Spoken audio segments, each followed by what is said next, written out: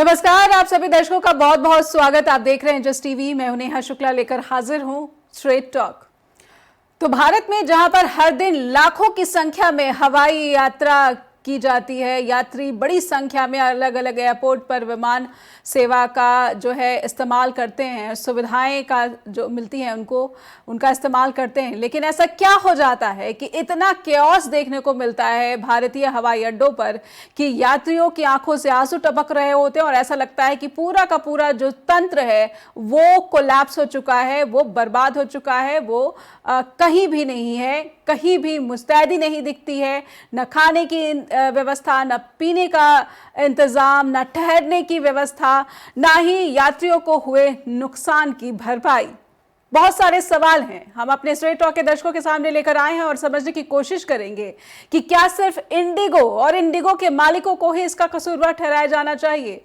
जो हाल यात्रियों का देखा जा रहा है, जो हाल स्टाफ का देखा जा रहा है, यहां पर स्टाफ की भी बात करना बहुत जरूरी हो जाती। क्यों लगने लगा है कि कमजोर है भारतीय हवाई यातायात का इकोसिस्टम? ये सवाल सिर्फ भारत के लोग ही नहीं बल्कि अंतर्राष्ट्रीय स्तर पर इंडियन एविएशन को लेकर लोग समझना चाहते हैं। 7वें दिन भी सोमवार को 8 दिसंबर का यह आंकड़ा हम अपने दर्शकों के सामने रख रहे हैं, जिसमें 500 से अधिक उड़ानें रद्द हो गई हैं। सरकार ऐसा लगता है कि किसी भी हालत में इस स्थिति को कंट्रोल नहीं कर पा रही है। सरकार के नियमों को लेकर इंडिगो की मनमानी के क्या मायने निकाले जाने चाहिए, इस सवाल को हम समझने की कोशिश करेंगे।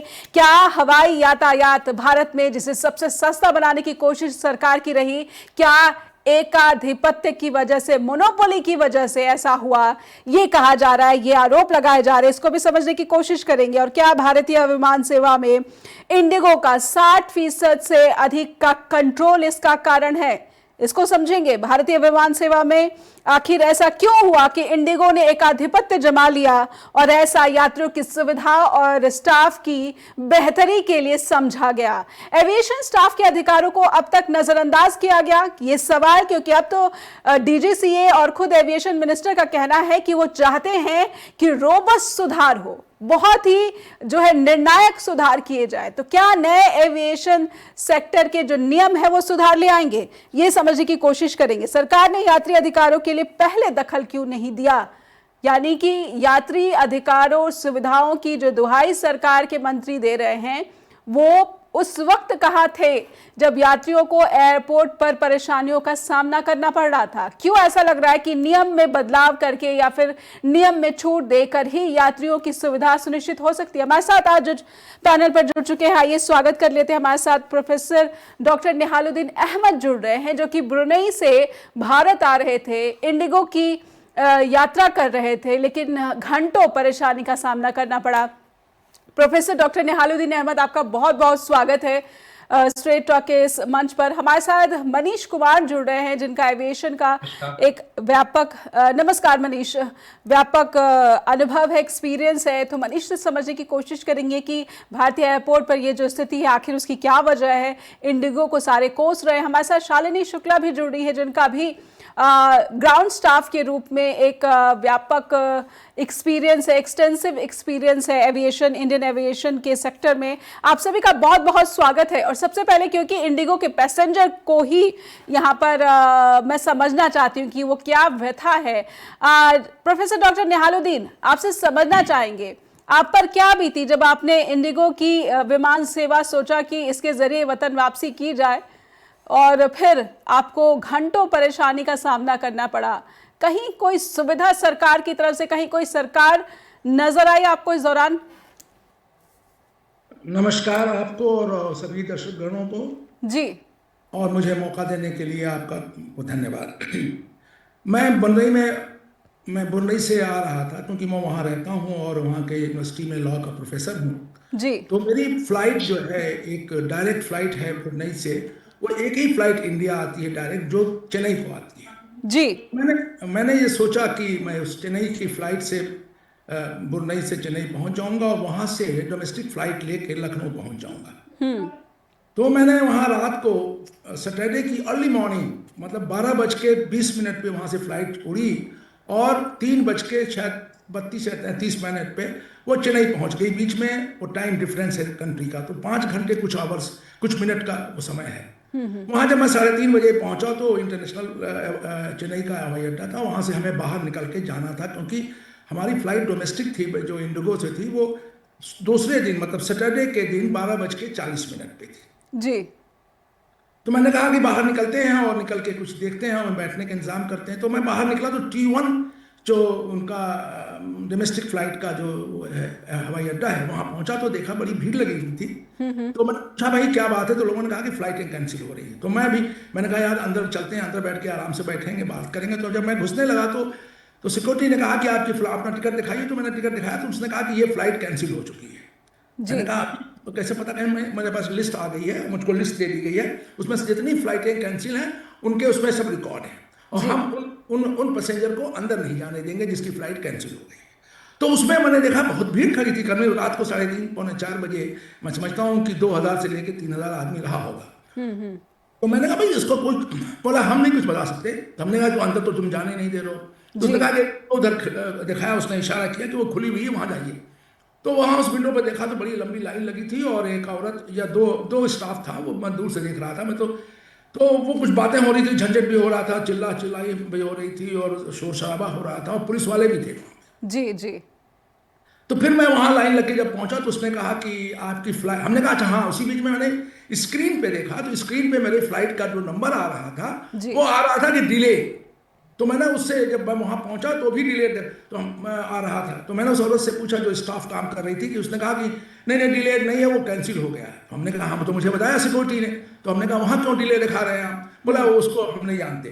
तो फिर हमने कहा तो बताइए अगर कैंसिल हो चुकी है तो मुझे लखनऊ जाना, तो मैं कैसे जाऊँ? जी। उसने कहा मैं नहीं जानती।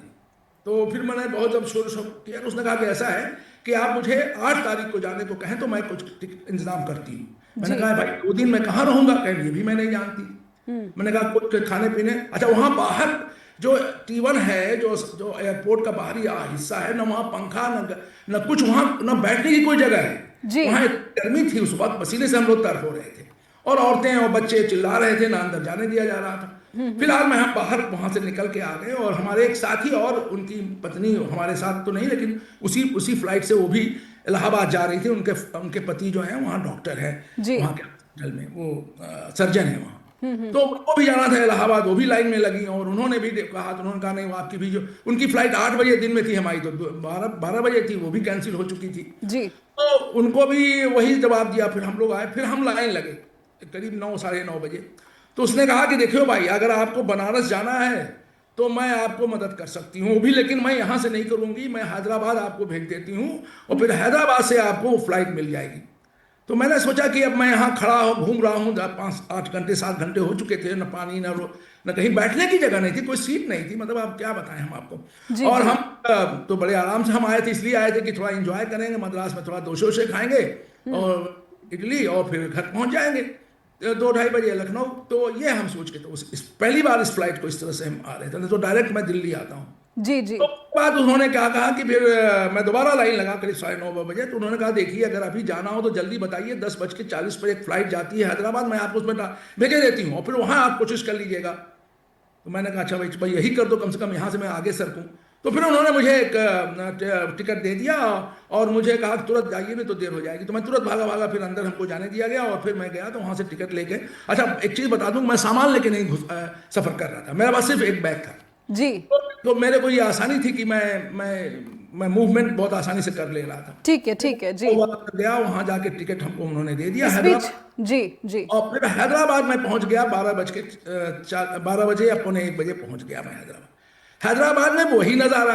मैंने कहा ये तो मैं कहा ना खजूर से अटके और तार से गिरे और खजूर पर अटके। मैंने कहा यहाँ तो और कुछ नहीं पूछने वाला है, वहाँ भी सब और कोई बात बताने वाला नहीं और वही हालात। तो फिर मैंने यानी सूचनाओं की बड़ी ही जो है दुर्दशा थी, सूचनाएं स्पष्ट नहीं थी और कंफ्यूजिंग थी, जिसकी वजह से और ज्यादा परेशानी हो रही थी।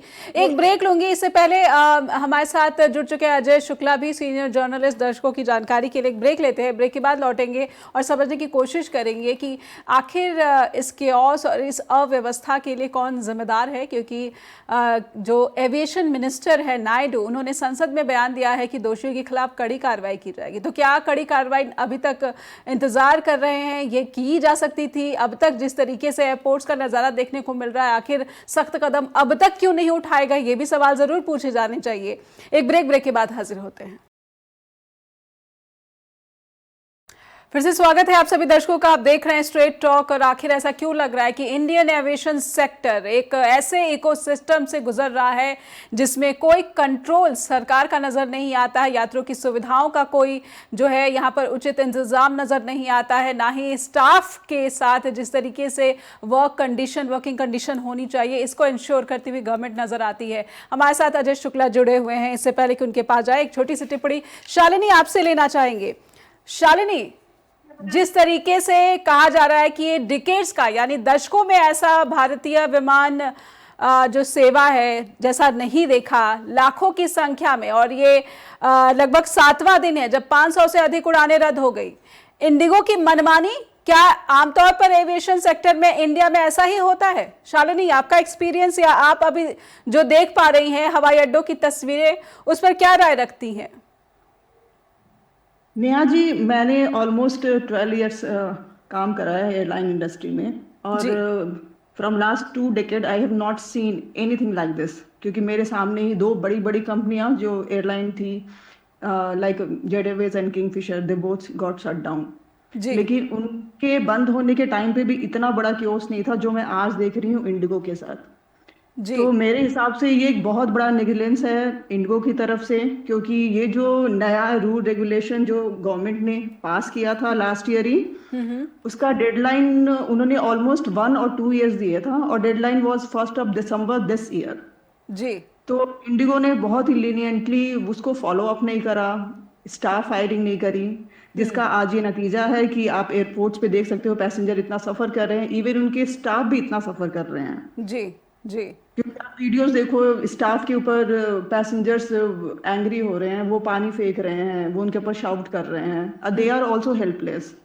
सो ये एक एयरलाइन की बहुत बड़ी मिसमैनेजमेंट है कि उन्होंने टाइमली अपने जो गवर्नमेंट की तरफ से जो रूल रेगुलेशन थे। शालिनी, फिर ऐसे में मेरा एक सवाल है आपसे, क्या आमतौर पर जो एयरलाइन चलाती हैं, एयरलाइन कंपनियां होती हैं, क्या वो ऐसा ही इन्हें मनमानी करने का ये जो है हौसला कहाँ से मिलता है? क्या सरकार की यहाँ पर कमजोरी है, अनदेखी है, जिसकी वजह से इनको इतना हौसला मिल गया कि ये यात्रियों की सुविधाओं, अपने स्टाफ की जो है वर्किंग कंडीशन से इतना कॉम्प्रोमाइज कर ले कि वो कुछ भी कर ले?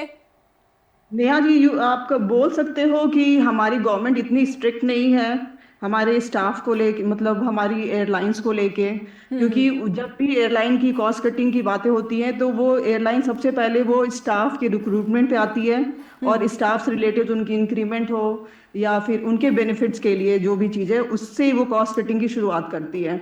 तो ये एक तरह से एयरलाइन की बहुत बड़ी मनमानी है बिकॉज ऑफ गवर्नमेंट, कि गवर्नमेंट जो स्ट्रिक्ट एक्शन नहीं लेती है, जिसकी वजह से आज आप देख सकते हो कि एयरलाइन स्टाफ के साथ साथ पैसेंजर्स भी बहुत सफर कर रहे हैं। बिल्कुल बिल्कुल शालिनी, और राइट, ऑलमोस्ट लगता है। मैं एक छोटी टिप्पणी मनीष आपसे भी ले लेना चाहती हूँ इससे पहले कि अजय सर के पास जाऊँ। मनीष, आप इन तस्वीरों को देखकर क्या राय रखते हैं? आखिर एविएशन सेक्टर इंडिया का इसका जो इकोसिस्टम है, एयरपोर्ट्स पर यात्रियों की अगर फ्लाइट्स कैंसिल हो जाती है तो उनको पीने का पानी तक, चाय भी 250-250 रुपए, 300-300 रुपए की मिलती है, और ऐसे में कोई बताया सूचनाओं का भी अभाव दिखता है, जैसा कि प्रोफेसर डॉक्टर निहालुद्दीन बताते हैं। कोई कहता है कि कैंसिल हो गई और जो बोर्ड है जहां पर फ्लैश होता है वहां डिले दिखता है। मनीष। नेहा जी, जो ये मिस्टर निहाल ने कहा, प्रोफेसर साहब ने कहा, बिल्कुल ठीक कहा। इस तरह की समस्या एयरपोर्ट पे आती है जी। इवन पानी भी नहीं मिल पाता है, स्टाफ को पानी नहीं मिल पाता है, पानी पैसेंजर को पानी कहाँ से मिल पाएगा? सबसे बड़ी बात ये है जी।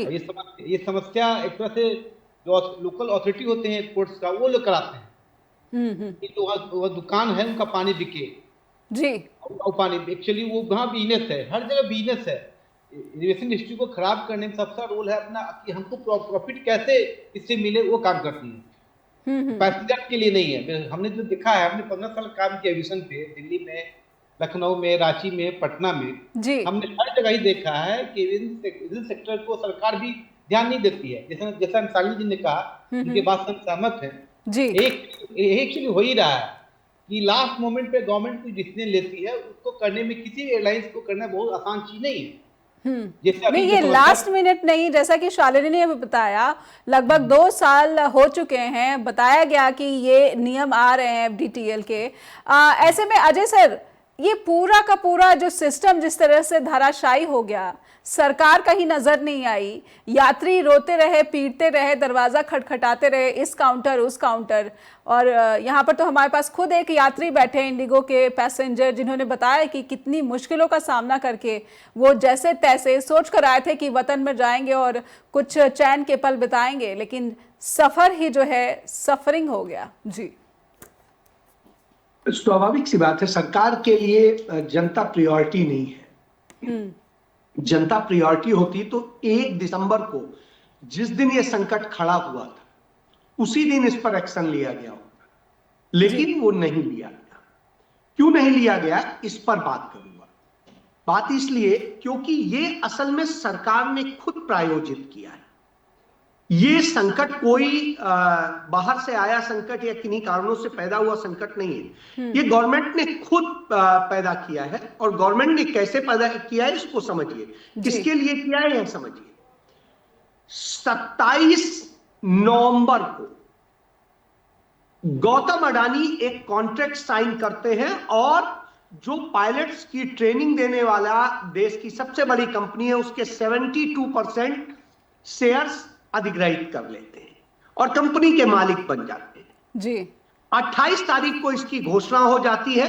आप अदानी ग्रुप के उसमें ट्विटर हैंडल पे चले जाइएगा, वो आपको फोटो समेत मिल जाएगा। और 28 को होता है, 29 गुजरता है, 30 गुजरता है, 1 तारीख को अचानक संकट खड़ा हो जाता है। 50% फ्लाइट्स प्रॉब्लम में आ जाती है। उसके अगले दिन उसकी भी आ जाती है 50%। यानी आप इस तरह से करते करते होता यह है कि आके हम इस हालत में आके खड़े हो गए। जी, 4 दिन हमारा सिविल एविएशन मिनिस्टर कौन है और हमारा सिविल एविएशन का स्टेट मिनिस्टर कौन है किसी को नहीं पता चलता है, वो कहीं नहीं दिखाई देता।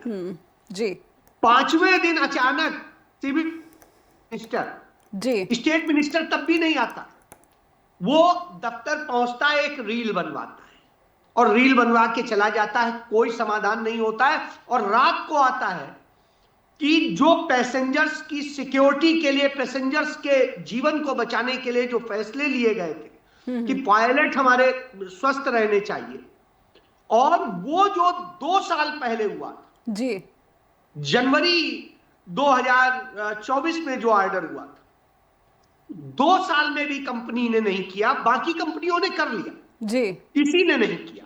क्यों नहीं किया? क्योंकि मोनोपोली बन चुकी थी इसकी।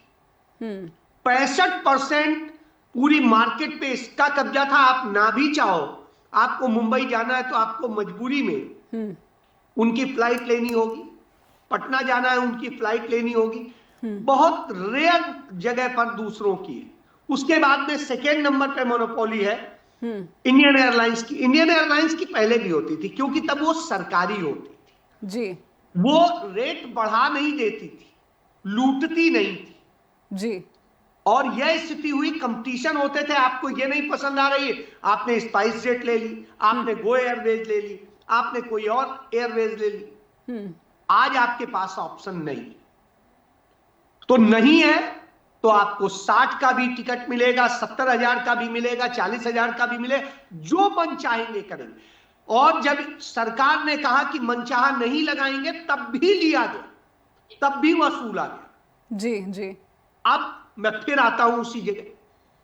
1 तारीख से जो ये करा गया और उसके बाद पायलट्स का जो डिसीजन वापस लिया सरकार ने, यानी सरेंडर कर दिया इंडिगो के आगे। आपको लग रहा होगा नहीं, इंडिगो के आगे सरेंडर नहीं किया, उन्होंने अडानी के लिए सरेंडर किया। क्योंकि उसको टाइम देके एक पायलट को तैयार करने में 5 से 6 महीना लगता है। जी, जी, अब उसकी ट्रेनिंग के लिए वो टाइम दे दिया। अब उसकी ट्रेनिंग के लिए अडानी उन इंस्टीट्यूट से पायलट तैयार करेगा और वो सप्लाई करेगा। इंडिगो को खुद करीब 13,000 पायलट्स की जरूरत। अब आप सोचिए 13,000 तो अकेले उसके अलावा अदर्स की जी। तो एक पायलट पे करीब करीब जो भी ट्रेनिंग इंस्टीट्यूट होता है उसका तकरीबन 90 से लाख से लेके 1 करोड़ बचता है।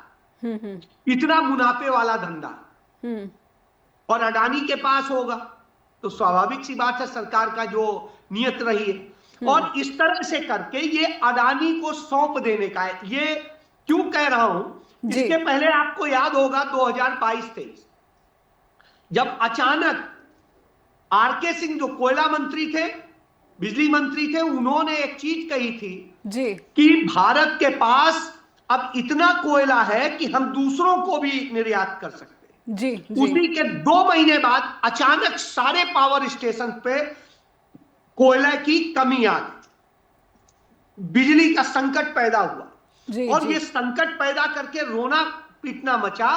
और जब ये हुआ तो सरकार ने उसी का बहाना लेते हुए कहा कि अब आपको इतने % जो ऑस्ट्रेलियन कोयला है जो आता है, जो अडानी लाता है जी, वो कोयला आपको खरीदना ही पड़ेगा। और जी, और इस तरह से करके खुद सरकार ने संकट खड़ा किया और अडानी को दे दिया। मैं ये कह रहा हूं ये सरकार जनता की सरकार नहीं है जी, अडानी के लिए काम कर रही है।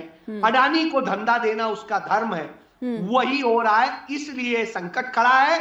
जनता, लाखों लोग, नागरिक जो मर रहे हैं, इनमें बहुतायत वो है जो भाजपा के वोटर हैं, लेकिन उसको अपने वोटर की भी फिक्र नहीं है, क्योंकि अब जो हालात हैं, जिस तरह से हमारी चुनाव प्रक्रिया भ्रष्ट हुई है, ऐसी स्थिति में उन्हें लगता है सरकार तो हम बना ही लेंगे, अब हमें किसी की परवाह नहीं।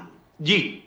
तो जो आपने यहाँ पर साजिश बताई है, अगर उस पर यकीन किया जाए और हमारे दर्शक खैर जो भी इस पर राय रखें, तो ऐसे में तो राम भरोसे यात्री भी और राम भरोसे किसी एयरलाइन का स्टाफ भी। आप नेहा एक चीज देखिए जी, अमेरिका में कोई भी पायलट पूरे 1 हफ्ते में सिर्फ 32 घंटे प्लेन उड़ा सकता है जी। हमारे यहाँ उसको सिर्फ ये कहा गया कि 36 की बजाय 48 घंटे का जी उसको रेस्ट दे दीजिए, बाकी आप चाहे जितना दोहन की, वह भी यदि देने को तैयार नहीं है इन पूंजीपतियों के लिए, इसका मतलब है हमारा जीवन खतरे में डाला जा रहा है। बिल्कुल, हमें मौत के मुंह में ढकेला जा रहा है। बिल्कुल, और सिर्फ करोड़ों के मुनाफे के लिए, जिसकी शायद आदत पड़ गई है इन इंडिगो जो एयरलाइंस के जो मालिक हैं उन लोगों को। एक ब्रेक, और भारत के पूंजीपतियों को भी एक ब्रेक के बाद लौटेंगे। हमारे साथ हमारा आज का जो पैनल जुड़ा हुआ है, उनसे समझने की कोशिश को आगे बढ़ाएंगे कि आखिर भारत में अगर इस हालात में एविएशन है, जिसको कह सकते हैं कि बिल्कुल धराशायी हो चुका है इकोसिस्टम, और अब जो संसद से आवाज उठकर आ रही है एविएशन मिनिस्टर की कि सब कुछ सुधार लेंगे, तो क्या सुधारने का जो क्रम है, अगर देखा जाए कि 2 दिसंबर हो गए और उसके बाद हम 8 दिसंबर को भी यही बातचीत कर रहे हैं कि कब होगा सुधार, तो क्या ऐसे होगा सुधार और ऐसे आएगा सुधार? एक ब्रेक के बाद लौटते हैं। फिर से स्वागत है आप सभी दर्शकों का। आप देख रहे हैं स्ट्रेट टॉक और समझने की कोशिश को हम आगे बढ़ाएंगे। प्रोफेसर डॉक्टर निहालुद्दीन अहमद हमारे साथ जुड़े हुए हैं, जिन्होंने बहुत ही एक बदहाल सफ़र किया अपने वतन वापसी के दौरान। प्रोफेसर डॉक्टर, ऐसे मैं समझना चाहूँगी निहालुद्दीन सर आपसे कि जो हमारे नागरिक विमान उड्डयन मंत्री हैं राम मोहन नायडू, उनका नाम भी शायद सबको नहीं पता भारत में, किंजरापू राम मोहन नायडू भारत के विमान मंत्री हैं, विमान सेवा की देखरेख करते हैं। उन्होंने संसद से कहा कि इस वक्त भारत में 5 बड़े एयरलाइंस की ज़रूरत है। तो इतनी बड़ी ज़रूरत है और कहते हैं कि एफडीटीएल जो है भारतीय एविएशन को, इंडियन एविएशन को बहुत ही रोबस्ट इंटरनेशनल पैमाने पर जो है सारे यहाँ पर मापदंड जो है अपनाए जाएंगे, उसके लिए ज़रूरी है। तो फिर ये जो हम देख रहे हैं कि पिछले 7 से 8 सालों में जिस तरीके से इंडिगो का कार्य रहा, कामकाज रहा, कार्यशैली रही, ऐसे में तो लग नहीं रहा है कि वर्तमान में सरकार ऐसा कुछ ठोस कदम उठाएगी। अगर उठाना होता तो इतने दिन गुजर गए, लाइसेंस का थ्रेट तो दिया जाना चाहिए, ऐसे कोई जो है धमकी नहीं सामने आई। आपके नजरिए में क्या लाइसेंस रद्द कर दिया जाना चाहिए? देखिए, जिस तरह से हालात बने हैं, जो मैं देख के आया हूँ जी, मुझे लग रहा था कि शायद महशर जो हमारे यहाँ कहा जाता है, कयामत के दिन ऐसे होगा और लोग अपने अपने बारे में खाली भागेंगे और इस दरवाजे से उस दरवाजे दौड़ेंगे। यही हाल हमारे पैसेंजर का था।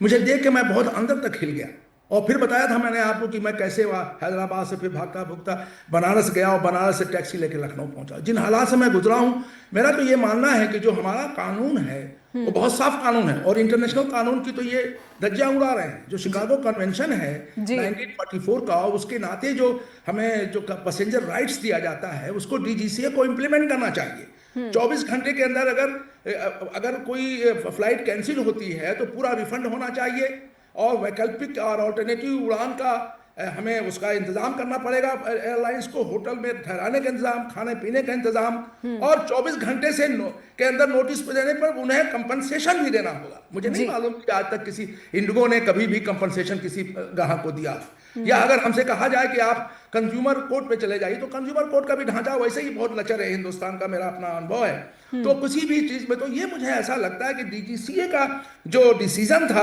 डायरेक्टर जनरल सिविल एविएशन का, वो आज इतना जरूरी था कि उन्होंने 27 नवंबर के बाद से तुरंत ऑर्डर कर दिया कि साहब आपको ये सब चीजें फॉर्मेलिटी पूरी करनी पड़ेंगी और उसकी ट्रेनिंग करनी पड़ेगी पायलट्स की और 48 आवर्स के आपको उनको आराम करने की जरूरत देनी पड़ेगी। तो फिर उसको वापस क्यों ले लिया? अभी आज ही के शायद कल कहा है कि डीजीसीए ने अपना एक्सटेंड कर दिया, वो ऑर्डर अब फरवरी में होगा। क्यों भाई? क्या अभी फरवरी तक हमारे जो कंज्यूमर, जो हमारे पैसेंजर, उनकी जिंदगी खतरे में? आप अगर खतरा मान रहे थे कि पायलट की ट्रेनिंग पूरी नहीं है, पायलट को आराम नहीं मिलता है, तो अब कैसे वो पूरा काम होगा? क्या अब खतरे में रहेंगे हमारे पैसेंजर जनवरी से लेकर फरवरी तक या मार्च तक, जब भी आपने एक्सटेंड कर दिया है? तो इससे तो ऐसा लगता है कि हम इसको बहुत नॉन सीरियसली ले रहे हैं। और हमें मालूम था, ये 2 साल पहले की बात है जब ये कहा गया इनसे इंडिगो से, और इंडिगो का कि इतनी मोनोपोली हो गई है कि कोई कंपटीशन नहीं। पहले गो एयर थी, सहारा थी, जेट थी, किसी से आप चले जाइए, और भी बहुत सी फ्लाइटें थी, लेकिन अब कोई फ्लाइट मौजूद नहीं है। हम वहां पर सोच रहे थे कोई और फ्लाइट मिल जाए, तो किसी फ्लाइट का हमें ऑफिस न हमें मद्रास में मिला और न हमें हैदराबाद में मिला। सुना है कि एक आकाश एयर कोई है, लेकिन उसके पास भी उसकी विंडो बंद थी। तो आप कहां जाएंगे? सवाल, there is no alternative left to you except to die on the gate of the door of the airport. और वहां पे कोई जगह बैठने की नहीं, कुछ भी नहीं, कोई दुकान नहीं। जानते हैं कि एयरपोर्ट के आसपास कोई दुकान भी नहीं होती। भूखे मर रहे बच्चे रो रहे थे, एक बुढ़ा आदमी रो रहा था, मुझे देख के बड़ा तरस आया वो बेचारे पे। मैं भी बुढ़ा हूं, लेकिन वो मुझसे ज्यादा बुजुर्ग लग रहे थे। तो ऐसी हालत में सरकार पूरी तरह इसमें फेल हो गई है, और सरकार चाहे तो चाहती भी नहीं है। इतनी उड़ानें, आज वो खुद मान रहे हैं कि 500 उड़ानें कैंसिल कर दी आज भी। तो इस तरह की जो चीजें हैं, जो इनको पता था कि लंबे समय से इन लोगों को भर्ती नहीं कर रहा है, लंबे समय से भर्तियां रोकी हुए हैं, और कोचिंग, और उन्होंने और कंपनियों से कोचिंग समझौता कर लिया है कि आप किसी भी एम्प्लॉय को लेंगे नहीं, वेतन वृद्धि उनकी रोक रखी है, और कोई दूरदर्शिता का कोई उन्होंने कदम ही नहीं उठाया, बेपरवाह रहे। इसका मतलब इन्हें बहुत ज्यादा कॉन्फिडेंस था। मैंने अभी पढ़ा जा करके और खोजा तो मालूम हुआ कि जो ये इलेक्टोरल बॉन्ड है उसमें इनका बहुत बड़ा हिस्सा है। इनके जो पार्टनर हैं, प्रमोटर, वो कोई भाटिया साहब है, उनका पर्सनल 20 करोड़ का इलेक्टोरल बॉन्ड दिया गया है, और बहुत से और भी पूरी। तो जब कंपनियां इस तरह से इलेक्टोरल बॉन्ड दे करके तो निहालुद्दीन सर, मुझे जो बात समझ में आ रही है, 2 बातें हैं। जो मिस्टर भाटिया की बात आपने कही कि इलेक्टोरल बॉन्ड से उनका जो है कनेक्शन है, जिन पर उनका मालिकाना हक है इंडिगो पर, और फिर एक बात जो अडानी की बात अजय सर ने कही है। तो 2 बेनिफिशियरी सरकार के, क्या उनके क्लैश की वजह से यहाँ लाखों यात्रियों को सफ़र करना पड़ा, उनको एयरपोर्ट पर भूखे बैठना पड़ा और अनिश्चितताओं और अव्यवस्था का सामना करना पड़ा? ऐसी अमानवीय तस्वीरें भारत से निकलकर अंतर्राष्ट्रीय स्तर पर पहुंची हैं और ये सरकार के विकास की पोल खोलती हैं। फिर निहालुद्दीन सर, क्या सरकार के 2 बेनिफिशियरी का क्लैश दिखता है, और ऐसे में यात्री की परवाह फिर कौन करेगा? जी, मैं अजय शुक्ला जी की बात से सहमत हूं कि इसमें कोई कॉन्स्पिरेसी हेज की गई है। इसमें एकदम से ये ऐसी कोई चीज ऐसी नहीं थी जो एकदम से आपके ऊपर लागू कर दी जाती है। डीजीसीए का जो ऑर्डर था, और इस तरह से अफरा तफरी मचाई जाती है, और उसका कोई ऑल्टरनेट अरेंजमेंट भी नहीं था कि अगर ऐसी हालत पैदा होगी तो हमारे पास क्या ऑप्शन है। इस तरह से तो मुझे लगता ये है कि इनकी जो एल्डिको की, या तो एल्डिको को परेशान भी किया जा रहा होगा, उसकी 65% जो इसकी जो शेयरिंग है, और थोड़ा हमारी जो एयर इंडिया की मिला के 93%। हमने अभी अमेरिका और इंग्लैंड और फ्रांस की देखी, एयर फ्रांस की या जो और भी अमेरिकन की एयरलाइंस है और जर्मन की और लुफ्थांसा, इनकी होल्डिंग 20% के अंदर है। किसी भी कंट्री में, अमेरिका से लेकर यूरोप तक, किसी भी एयरलाइंस की जो होल्डिंग है वो मार्केट में वो 20% के अंदर है। हमारे यहाँ 65%। पहली बात तो ये अलाउ कैसे किया गया? How can they allow to grow up to 65? And how can they allow to कि उनके साथ वो जो भी कह दें आप उसको मान लेते हैं, उनके सामने आप खड़े हो जाते हैं। आज बिल्कुल इन पर आरोप लग रहे हैं, इंडिगो पर मौजूदा वक्त में आरोप लग रहे हैं। बहुत सारे अज्ञात जो है जिन्होंने अपनी पहचान छिपाई, लेकिन आवाज जरूर उठाई कि किस तरीके से इंडिगो में स्टाफ के साथ, किस तरीके से इंडिगो में क्रू के साथ, किस तरीके से इंडिगो में पायलट के साथ मनमाना बर्ताव हो रहा है, और जो वर्किंग कंडीशन है बहुत ही बदहाल है। उनके आराम, उनकी व्यवस्था, उनके वेतन बढ़ोतरी, इन सब पर किसी ना किसी तरीके का एक जो है तानाशाही रवैया कंपनी की तरफ से दिखाया जा रहा है। एक ब्रेक लेती हूं, इससे पहले कि शालिनी और मनीष से भी समझने की कोशिश करूं कि आमतौर पर भारतीय एयरलाइंस जो है वहां पर जो स्टाफ होता है उस पर भी जो है बदसलूकी और बुरा बर्ताव यात्रियों के साथ करने के आरोप लगते रहे हैं, और ऐसे में स्टाफ के वर्किंग कंडीशन की जो बात आ रही है उस पर उनकी क्या राय है, समझेंगे। एक छोटे से ब्रेक के बाद लौटते हैं। फिर से आप सभी दर्शकों का स्वागत करती हूँ और चलेंगे शालिनी के पास। शालिनी, आमतौर पर एविएशन सेक्टर के जो स्टाफ है उन पर भी बहुत तरह के आरोप लगते रहे हैं कि वो यात्रियों के साथ ना ही उनको सही सूचना देते, ना जानकारी देते हैं। क्या ऐसा ही है, या फिर उनकी वर्किंग कंडीशन ऐसी होती है कि वो पहले से ही प्रताड़ित होते हैं और कहीं ना कहीं हताशा या फिर फ्रस्ट्रेशन यात्रियों पर निकल आती है? मतलब मानवीय जो एक कंडीशन है, जो एक ह्यूमन कंडीशन होनी चाहिए वर्किंग उसमें प्लेस में, वो होती है क्या शालिनी? नेहा जी, स्टाफ के पॉइंट ऑफ व्यू से अगर मैं बताती हूँ तो बहुत बारी ऐसा होता है कि हमारे जो ग्राउंड लेवल के स्टाफ होते हैं, जो फ्रंट जो पैसेंजर्स को फेस करते हैं, उनके पास खुद ही बहुत बारी इंफॉर्मेशन नहीं होती है कि रीज़न क्या है फ्लाइट कैंसिलेशन का, क्रू की कमी है या फिर कोई टेक्निकल इशू है। तो बहुत बारी वो जो पैसेंजर ऑटोमेटिक जब उनके सामने आ जाते हैं तो उनके पास इंफॉर्मेशन नहीं होने की वजह से वो सही से इन्फॉर्म नहीं कर पाते, और जब तक वो इन्फॉर्मेशन अपनी मैनेजमेंट से निकालते हैं तब तक पैसेंजर फ्रस्ट्रेटेड हो जाते हैं और वो अब्यूजिव वर्ड्स भी यूज करने लगते हैं। बहुत बारी तो हाथापाई भी शुरू हो जाती है। तो ये एक रीजन है कि प्रॉपर इंफॉर्मेशन ग्राउंड स्टाफ के पास भी नहीं होती है कि क्या रीजन है कैंसिलेशन की। जी, सिचुएशन बहुत इसकी वजह से भी खराब हो जाती है। जी बिल्कुल। अब मनीष, मैं आपसे समझना चाहती हूँ कि रिक्रूटमेंट का क्या जो है रहता है, स्टेटस रहता है कि क्या आमतौर पर सभी एविएशन कंपनियां जो हैं वो जो भर्ती करने में या फिर जो पदों पर जो है नौकरियां देने में क्या हिचकिचाती हैं, यहाँ पर मुनाफा कमाने की कोशिश करती है? पहले से कितना बढ़ गया है? नेहा जी, एक चीज बहुत क्लियर मैं बोलूंगा, तो 40 करोड़ जनसंख्या इस कंट्री का है, इंडिया का जी। और जितनी भी कंपनियां 4-5 कंपनी काम कर रही, जेट एयरवेज के बाद और गो एयर के बाद कंपनी की देश की हालत बहुत खराब हो गई। एविएशन सेक्टर, जेट एयरवेज ने बहुत अच्छा सर्विस देते थे इंडिया में जी, लेकिन वो सर्विस कोई एयरलाइन से नहीं दे पा रही है। और रिक्रूटमेंट की स्थिति क्या है कि हर कंपनियां क्या कर रही है, ग्राउंड लेवल में स्टाफ, जैसे एक फ्लाइट पे कम से कम 10 से 12 स्टाफ होना चाहिए एक फ्लाइट के लिए जी, वो लेते हैं 4 से 5 स्टाफ जी, और 4 से 5 स्टाफ लेते हैं, वो सैलरी भी कम देते हैं। ये तो फिर 50% कम हो गया।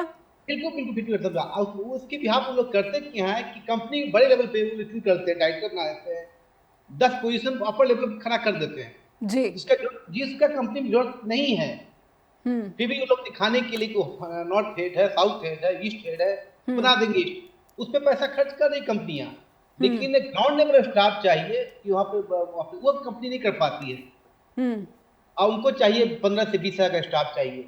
15 से 20 हजार में स्टाफ ग्राउंड लेवल। मनीष, हाल के सालों में तो सरकार ये दावा करे कि हमने तो जहां पर एवरेज कहा जाए तो 20 से 40% अधिक नए एयरपोर्ट का निर्माण कर दिया है, और अगर एयरपोर्ट पे काम करने वाले कर्मचारियों की संख्या पहले के मुकाबले 50% कम कर दी गई है, तो कोलैप्स तो होना ही है। फिर तो शायद वही जो है शुरुआत हम देख रहे हैं कि ये एविएशन सेक्टर का है इंडिया में। जी।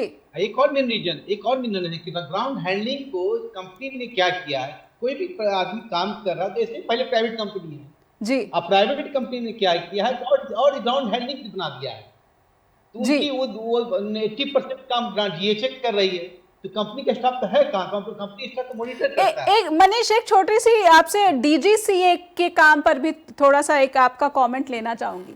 DGCA क्या बिल्कुल बखूबी अपने काम को अंजाम देती है क्या? DGCA काम करती है एज पर गवर्नमेंट गाइडलाइन, वो अपने कुछ भी नहीं करती है। जो सेंट्रल गवर्नमेंट को दिशा देती है director general of civil aviation वही करती है, अपने मन से नेविगेशन का सुनती है, किसी का सुनती है। प्रिंट बनाया क्या है स्वतंत्र बनाया, लेकिन करती नहीं, गवर्नमेंट की दिशा ही पालन करती है। जी। अजय सर, ऐसे में ऐसा लग रहा है कि एविएशन सेक्टर जो इंडिया का है वो पहले तो सेफ्टी को लेकर, मुझे याद आता है कि जिस तरीके से अहमदाबाद में एयर इंडिया का विमान जो है दुर्घटनाग्रस्त हुआ, उसके बाद से जो चैलेंजेस है वो धीरे धीरे जनता के सामने आ रहे हैं। अभी कुछ दिन पहले भी ये जानकारी आई थी कि मालवेयर, स्नूफिंग, गलत सिग्नलिंग, जो हैकर्स है वो इंडियन एयरपोर्ट्स को निशाना बना रहे हैं, और इंडियन एयरपोर्ट्स का ये हाल है कि उसका जो इकोसिस्टम है ये दुनिया में कहीं भी स्टैंड नहीं करता, वो कोलैप्स हो जाता है। ऐसे में तो बिल्कुल ही बेड़ा गर्क है इंडियन एविएशन सेक्टर का, ना सुरक्षा है, ना यात्रियों का ख्याल रखा जा रहा है, ना स्टाफ का ख्याल रखा जा रहा है। फिर हो क्या रहा है, सरकार कहां पर है? मैं आपको 7 नवंबर की बात बताता हूं जी। चंडीगढ़ एयरपोर्ट से इंडिगो की ही फ्लाइट से मैं अहमदाबाद जा रहा था। जो टाइम थी मुझे बिल्कुल शेड्यूल बताया गया, मैं वहां पहुंचा जी। पहुंचने के बाद 1 घंटा, फिर उसके बाद में प्लेन आ गया, हम प्लेन में बैठ गए, प्लेन में 3 घंटे बैठे, 3 घंटे बाद प्लेन, तो पता चला कि हमारा सिस्टम जो है सर्वर ही हैक कर लिया गया था, ATS का, वो एयर ट्रैफिक कंट्रोल जी। अब आप इससे समझ लीजिए इतनी बुरी दशा हो। मेरा ट्वीट पड़ा हुआ है, आप देखिएगा, उस दिन मैंने फोटो समेत ट्वीट डाला कि अभी तक ये इन्फॉर्म नहीं हो रहा है क्यों रुका हुआ है प्लेन। जी। ग्राउंड स्टाफ को नहीं पता होता है, वो बेचारा हमारी तरह रॉ होता है। तमाम लोग उससे लड़ रहे थे, मैंने समझाया कि नहीं लड़िए मत। अब चूंकि आप जानती हैं तो तमाम पदों पर रहने के कारण बहुत सारे लोग मित्र हैं, मैंने फोन मिलाया, फोन मिलाने के बाद में वहां से फिर मुझे रिंग बैक आया, उन्होंने बताया कि क्या क्या वजह है, इस कारण से है, लेकिन हम इसको कर रहे हैं। तो मैं ये उदाहरण बताता हूं कि मैं तो चलिए कनेक्टेड था, मैंने पता कर लिया, लोगों को भी कन्वे कर दिया, लेकिन लोग तो सिर्फ वो बेचारी जो वहां पर क्रू मेंबर्स थे उनसे लड़े जा रहे थे। और जिस तरह की, अच्छा AC भी बंद किया हुआ था फ्लाइट के भीतर। हमारे पास फोन आने के बाद में उन्होंने इतना किया कि AC चालू करवा दिया, और वो फिर 3 घंटे, बुरी स्थिति थी। मैं ये उदाहरण इसलिए बता रहा हूं। फिर मैं जब वहां से 9 तारीख को लौटा जी, उस दिन भी कमोवेश वही स्थिति थी। तो ये उदाहरण मैं इसलिए दे रहा हूं। लेकिन चलिए ये सब के बीच में अजय सर, नहीं जी, नया जरूरी है जी, उसके बावजूद सबक नहीं लिया गया, ये बताता है कि सारी साजिश है, पूरा प्लानिंग के तहत ये सब किया गया है, और ये मोनोपोली स्थापित करने के लिए, अडानी को सब कुछ दे देने के लिए, ये सारा खेल इस देश की जनता को मरने के लिए छोड़ दिया। जब अभी अहमदाबाद में प्लेन हमारा क्रैश हुआ, कई हमारे पास सूचनाएं आई कि पायलट्स प्लेन चलाते चलाते सो गए, ऑटो मोड पे डाल दिया। आप गूगल कर लीजिए, खबर मिल जाएगी जी। इस यानी इतने क्यों? क्योंकि वो बेचारा इतना ज्यादा मानसिक दबाव में, उसको जिस तरह से परेशान किया जा रहा है। क्रू मेंबर्स बता रहे थे कि हमारी बुरी दशा है, हम तो फ्री की गाली खाते हैं, हमें कुछ पता भी नहीं होता, हम तो आप ही के साथ होते हैं, जितना बता दिया जाता है हम उतना ही बोल सकते हैं, आप तो फिर भी बोल सकते हैं जी। तो यह दशा है, इस देश के लोगों की जान की कोई कीमत नहीं है, कीमत सिर्फ अडानी की है, और अडानी के लिए सारा काम हो रहा है। ये सरकार अडानी के लिए काम करती है, देश की जनता के लिए नहीं। जी जी बिल्कुल। लेकिन एक बात जरूर कहना चाहूंगी, इस मौके का फायदा जिस तरीके से दूसरी एयरलाइंस ने भी उठाया है, जिस तरीके से 60,000, 80,000, 1 लाख सरकार चाहती तो उठा सकते थे, इसके पहले भी क्राइसिस हुई है, ऐसा नहीं है, लेकिन सरकार कड़े ढंग से करती थी। जब सरकार सरेंडर हो, खुद साजिश में शामिल हो तो कैसे होगा? ऐसे ही यात्रियों को लूटा जाता रहेगा अगर सरकार अपनी नीयत जो है साफ नहीं रख सकती कि उसकी प्रायोरिटी क्या है, यात्री, वहां पर काम करने वाले कर्मचारी या फिर कंपनियों के मालिक। बहुत बहुत धन्यवाद देना चाहती हूँ अजय सर आपका भी, प्रोफेसर डॉक्टर निहालुद्दीन अहमद आपका भी, मनीष आपका भी और शालिनी आपका भी कि आपने अपना कीमती वक्त दिया और हमें ये समझने में मदद की कि आखिर भारत का जो एविएशन सेक्टर है, जिसमें अभी कह रहे हैं मिनिस्टर एविएशन किंजरापू नायडू की 5 बिग एयरलाइंस की जरूरत है, तो आप पहले क्या करते रहे? आप दर्शक क्या सोचते हैं इस पूरे विषय पर? अपने विचार लिखकर भेजें info@justbroadcasting.com या फिर neha@justbroadcasting.com पर भी अपने विचार भेजना ना भूलें। जुड़े रहिए जस्ट टीवी के साथ। नमस्कार।